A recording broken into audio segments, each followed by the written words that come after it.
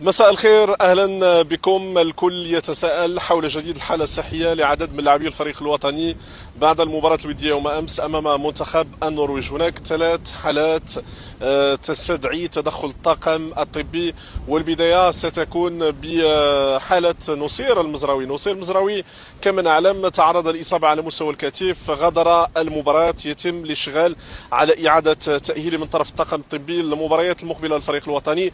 قد يغيب او قد يحضر مباراة البرازيل، هناك علامة استفهام، لكن إن شاء الله سيكون ضمن المجموعة بداية من المباراة الثانية أمام اسكتلندا ومنها المباراة الثالثة أمام هايتي.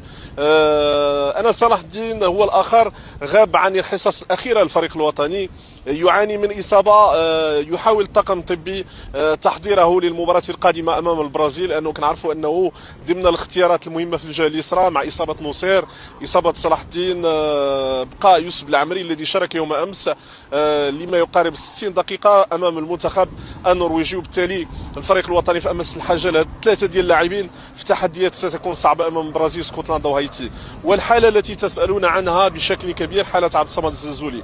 الزنزولي يوم أمس أصيب بالتواء على مستوى الركبة. هذا الالتواء تسبب في ضرر على مستوى الرباط الداخلي للركبة. غادر المباراة منذ يوم امس، والطاقم الطبي يشتغل لتحضيره للمباراه الثانيه امام اسكتلندا. غيابه عن مباراه البرازيل اصبح مساله ما فيهاش شكوك، سيغيب عن مباراه البرازيل.